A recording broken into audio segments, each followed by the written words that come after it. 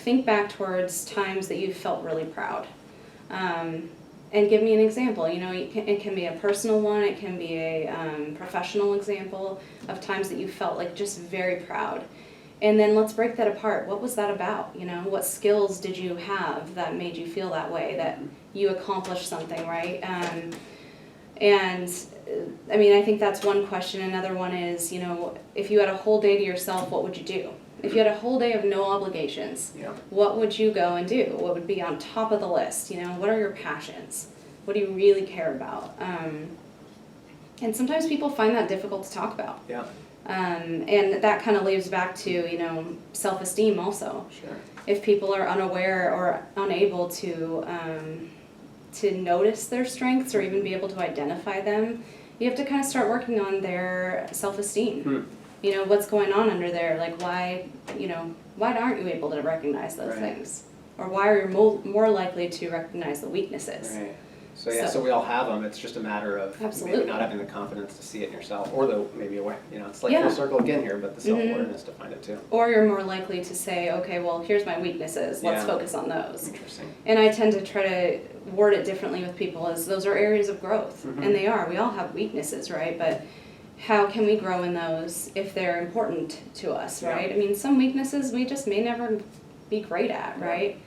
And they may not be a problem for us. Other ones may be more of a problem professionally. And so we grow. We learn how to grow in those. Do you find that those that are successful find a way to make that like a conscious effort? Or do you find that, because I've also heard the other side of that is delegate it, right? Find somebody else that can do it and make you stronger in what you're good at. Which side of the coin do you see that? Ooh, good question. I think it depends, right? So let's say, you know, you just really dislike scheduling people. Like, let's say you're a manager and you really dislike having to manage your employees' schedules. That might be an okay thing to say, you know what, I have all these other things I want to focus on that I'm passionate about, and I'm going to let somebody else do this because it's their strength. Sure. There's something great about that. But there's also something great about pushing yourself. There's something just very, we grow when we struggle, right? We grow when we struggle. When we go through hard things, when we have to do something that makes us uncomfortable, that's where we grow. Yeah. I mean, when we're doing only things that we're good at, we don't really grow as much, right? When we're uncomfortable is when we grow. And so I would say, you know, kind of push yourself. Yeah. When you do that, you're going to notice a lot more growth in your sense. Weakness areas. Yeah. So it may make you a little bit more well-rounded and absolutely. Grow. Well, and why not, you know, develop those things for future times when you may need them. Right. You know. You don't have somebody there to delegate. Absolutely. To, sure. Yeah. So to kind of wrap up here, I want to switch gears a little bit, but stay on the same path. So if you think of, again, coming back to some of the more successful folks, people that you do feel like have a very well-rounded life and are doing well career-wise as well, what would you say is like the one, you mentioned habits earlier, the one habit that they do day in and day out or week in and week out without wavering? See, okay, this one is hard for me because I feel like there's more than one. But if I had to nail it down. How about two? Okay, I'm excited about that. I would say that, can I lump two together? Sure. Exercise and nutrition are Okay. huge. Exercise and nutrition are huge for lots of reasons. First of all, just as far as like brain functioning, right? These are ways to help your brain focus, right? These are ways to increase your endorphins, your mood, all of the above. There are ways to practice time management. There are ways to practice habit building. So, I mean, if you want to practice doing other more high-level things in your life, start with something like exercise. Yeah. Start building that into your day in little intervals, and you're just going to start noticing, okay, I can actually add more things like that that I can stick to.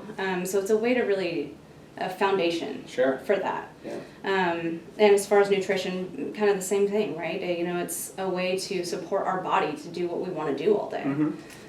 So those two, I think, kind of go together. And then otherwise, I think